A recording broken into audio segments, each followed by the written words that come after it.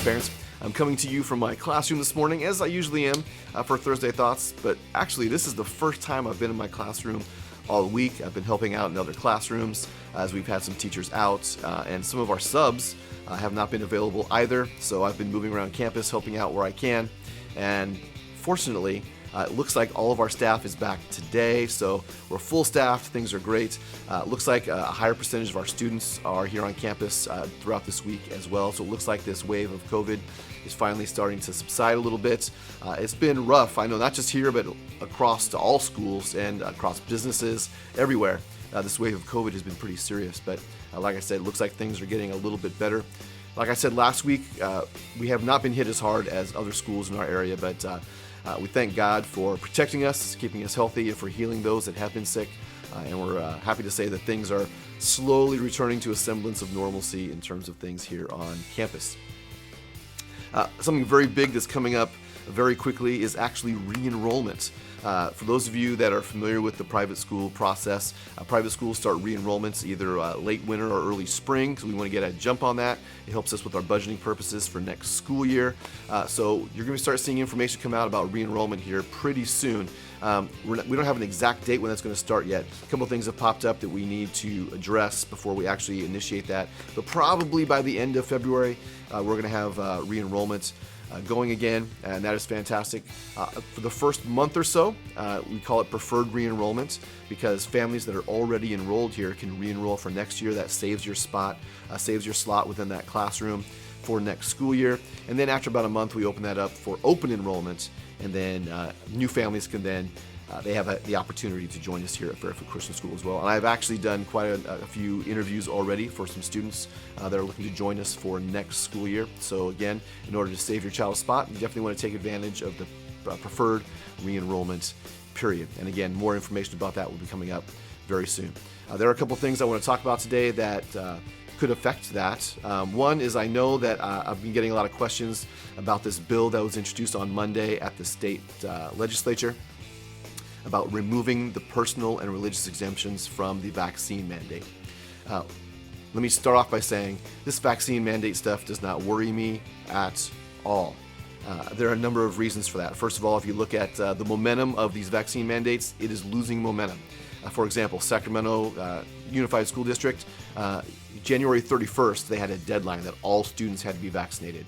Well, 44% of their students are not vaccinated, so now they've actually pushed that back. The vaccination mandate thing is losing steam. I know there are several other school districts, they were supposed to have their vaccines by January 1st. They've all pushed those deadlines back as well because they just realized parents are not vaccinating their kids, and there's no way they can mandate it and still viably do school. So this whole vaccine mandate thing is losing momentum, not gaining momentum. I know at the state legislature there are some individuals trying to push this through, but I don't see this bill passing for a number of reasons. If it does, it'll be a miracle. For a number of reasons, like I said.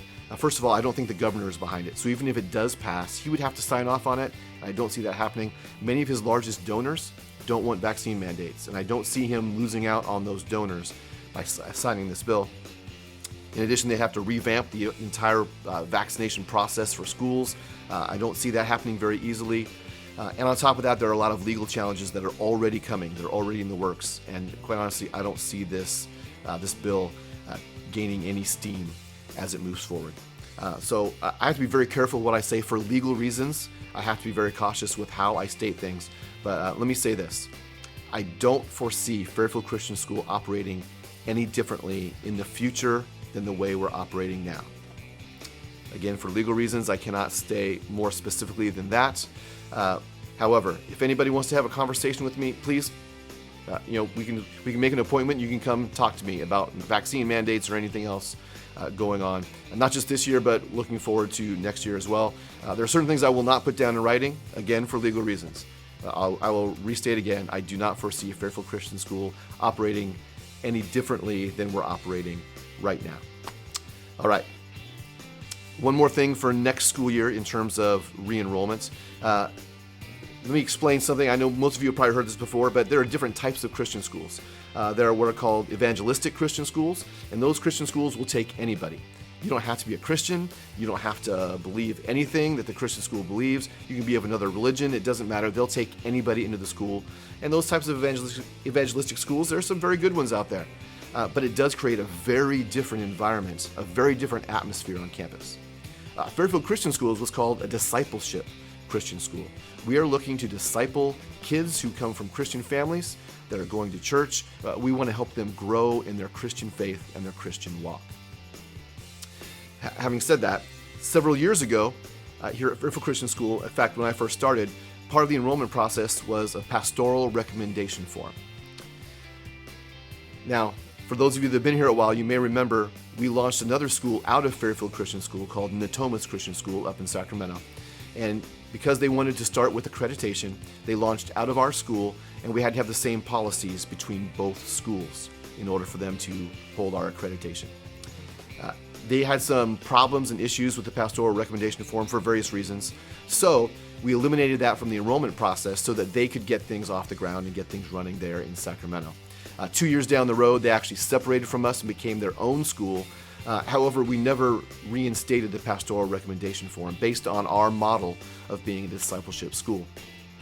And we feel that this is now the time to do that in order to maintain the integrity of our program, the integrity of our, just the way that we do school here at Fairfield Christian School.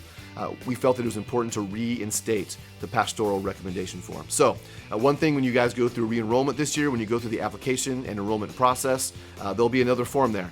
That form needs to be, there's part of it, the first part needs to be filled out by you as the parent, and then the rest of that needs to be filled out by a pastor at your church.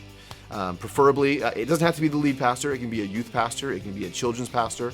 It can be any sort of pastoral oversight there at the church. I've already got some questions about people that go to larger churches. Listen, you should be connected to the point where you know somebody on staff at the church. Preferably, again, a pastor. If it's going to be somebody other than a pastor, it has to be a paid person, and that person has to be approved by us before we will allow that person to sign off in terms of a pastoral recommendation form. It does add a little extra layer of legwork on your part. However, again, for the integrity of our program, we feel it's very important to reinstate. It's not brand new. It's something we did in the past. We halted it for a while for the sake of another school, but now we're reinstating that as a part of our program here at Fairfield Christian School. If you have any questions about that, again, please feel free to contact us. We'd be more than happy to answer those questions for you. It is a requirement of our school that students attend church on a regular basis, and that's because we want there to be a consistent and cohesive support system beneath those students. And that consists of home, church, and school. When all three are working together, you have a very well-balanced student.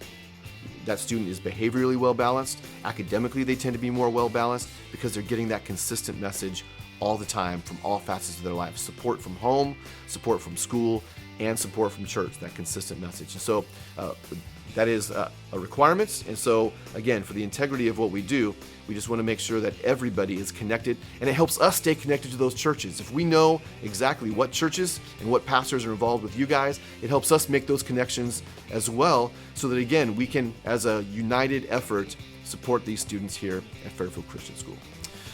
All right, so a lot going on.